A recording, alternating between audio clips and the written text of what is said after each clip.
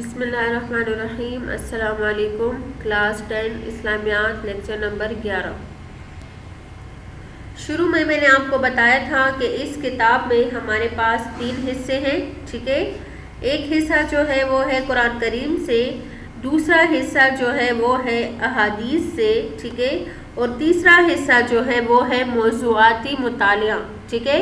اب موضوعاتی مطالعہ میں سب سے پہلا چیپٹر ہمارے پاس جو ہے وہ ہے زکوٰۃ کی فرضیت، اہمیت اور مصارف۔ سب سے پہلے چلتے ہیں زکوٰۃ کی فرضیت کے بارے میں۔ زکوٰۃ کے لفظی معنی ہے پاک ہونا، ٹھیک ہے، نشوونما پانا اور بڑھنا، ٹھیک ہے نا۔ یہ مالی عبادت دین اسلام کا ایک اہم رکن ہے، ٹھیک ہے۔ آپ لوگوں نے پڑھے ہیں کہ اسلام کے 5 ارکان ہیں، بنی الاسلام علی 5 شہادہ، ٹھیک ہے۔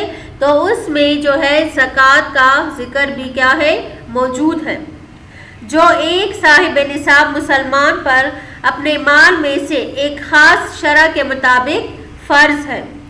زکوٰۃ ادا کرنے سے مال میں برکت ہوتی ہے، ٹھیک ہے، اور آخرت میں اجر و ثواب ملتا ہے۔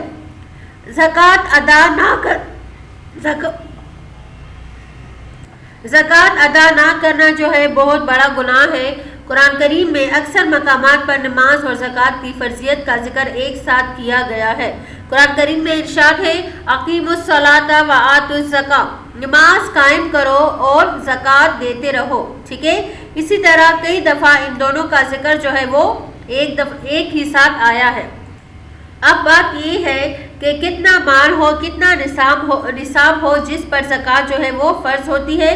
تو مال کا نصاب جو ہے وہ 7.5 تولہ سونا یا 52.5 تولے چاندی اگر کسی کے پاس ہے، یا اتنی مالیت کے برابر نقدی یا سامان تجارت موجود ہے، اور اس میں سال گزرنے پر 2.5% زکوٰۃ جو ہے وہ کیا ہو جاتی ہے، فرض ہوتی ہے، ٹھیک ہے نا۔ اب گھر کے استعمال کی اشیاء، کپڑے، فرنیچر، سواری کے جانور، موٹر سائیکل، ہتھیار، ٹھیک ہے، جو نصاب کے مطابق ہے، ٹھیک ہے نا، تو ان پر زکوٰۃ جو ہے وہ فرض نہیں ہے۔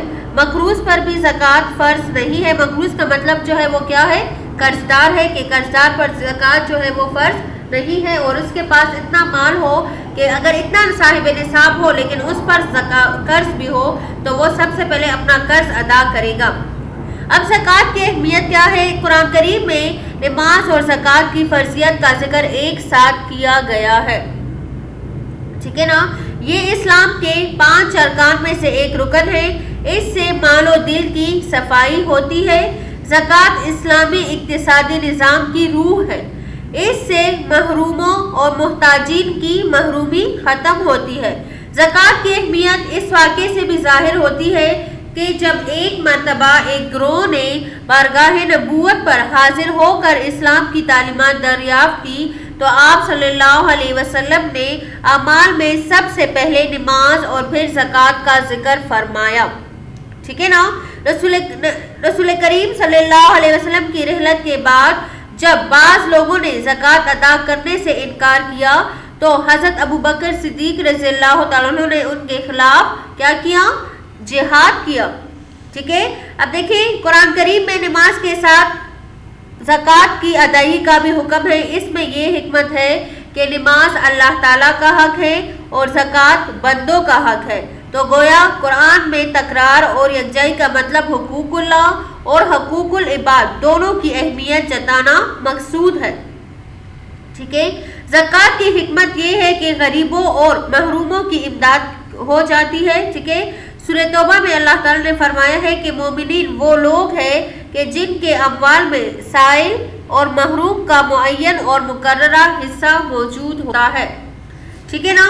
اب زکوٰۃ ادا نہ کرنے پر وعید کیا ہے کہ جو لوگ سونا چاندی زین سین کر جمع کر کے خزانہ بنا کر رکھتے ہیں اور اسے اللہ کی راہ میں خرچ نہیں کرتے، انہیں دردناک عذاب کی خبر سنا دیجیے، ٹھیک ہے، کہ اس دن یعنی قیامت کے دن اس سونے چاندی کو جہنم کی آگ میں تپایا جائے گا، پھر اس کے ساتھ ان کے چہروں، ان کے پہلو اور ان کی پشتیں داغی جائیں گی، اور کہا جائے گا کہ یہ ہی وہی خزانہ ہے جو تم اپنے لیے جمع کر کے لائے ہو، اب اس کا مزہ چکھو جو تم کر رہے تھے۔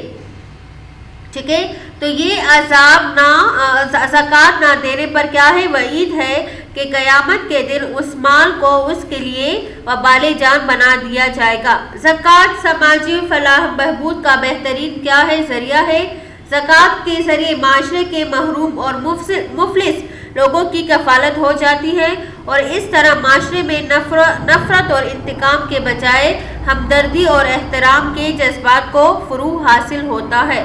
زکوٰۃ دینے والے کے دل سے مال کی محبت مٹ جاتی ہے اور اللہ کی رضا حاصل کرنے کا جذبہ غالب ہوتا ہے۔ ٹھیک ہے، غریبوں سے ہمدردی ہو جاتی ہے اور دولت کے گردش میں آنے سے معاشرے کے افراد کی مالی حالت بہتر ہو جاتی ہے۔ اگر زکوٰۃ نہ دی جائے تو مطلوبہ نتائج حاصل نہ ہو سکیں گے، اس پر اللہ تعالیٰ کا عذاب جو ہے وہ یقیناً ہی آئے گا۔ ٹھیک ہے، اب زکوٰۃ کن لوگوں کو دینا جائز ہے؟ تو قرآن کریم میں 8 مصارف جو ہے وہ بیان ہوئے ہیں۔ انما الصدقات للفقراء والمساکین کہ زکوٰۃ غریب، مسکین، زکوٰۃ کے محکمے میں کام کرنے والوں اور ان لوگوں کے لیے ہے جن کے دلوں کو اسلام کی طرف جوڑنا ہے، اور گردن چھڑانے میں مدد دینا یعنی غلاموں کو آزاد کرنا، اور جو تاوان برے یعنی قرض دار اور اللہ کی راہ میں مسافروں کے لیے یہ اللہ کی طرف ٹھہرایا ہوا ہے، اور اللہ جاننے والا اور حکمت والا ہے۔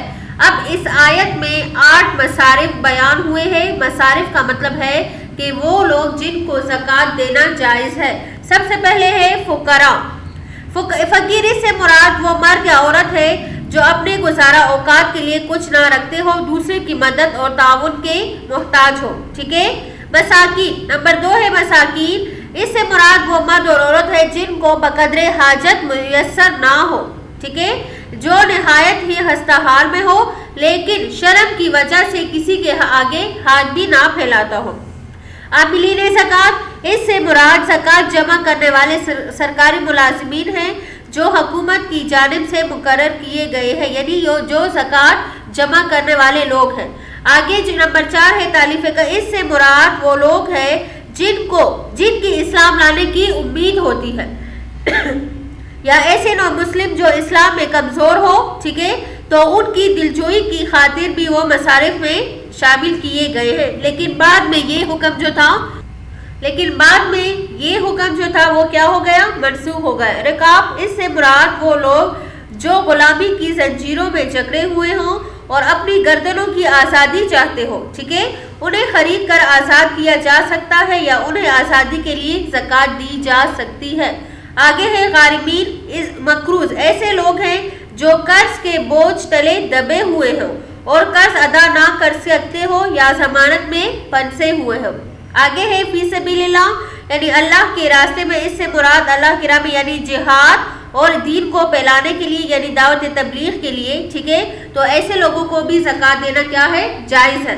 آگے ہے ابن سبیل مسافر، یعنی اس سے مراد وہ مسافر ہے جو حالت سفر میں صاحب نصاب جو ہے وہ نہ ہو، سفر میں ضرورت مند ہو جائے اگرچہ اپنے گھر میں صاحب نصاب ہو، ٹھیک ہے، تو یہ 8 وہ مصارف ہے کہ جن کو جو ہے زکوٰۃ دینا کیا ہے؟ جائز ہے۔ اب زکوٰۃ دیتے وقت پہلے اپنے رشتہ داروں کا خیال رکھنا چاہیے، باہر کے لوگوں کو بعد میں دی جائے۔ اس طرح جو لوگ خود بڑھ کر سوال نہیں کرتے، غربت کے باوجود خوددار اور غیرت مند ہوتے ہیں، انہیں تلاش کر کے زکوٰۃ اور صدقات دینا کیا ہے؟ ضروری ہے، ٹھیک ہے۔ تو یہ تھا آپ لوگ کا زکوٰۃ کا چیپٹر۔ اس میں آپ لوگوں نے کیا پڑھا؟ زکوٰۃ کی فرضیت کے بارے میں پڑھا، اہمیت کے بارے میں پڑھا، زکوٰۃ ادا نہ دینے والوں کے بارے میں وعید، اور مصارف یعنی کن لوگوں کو زکوٰۃ دینا جائز ہے۔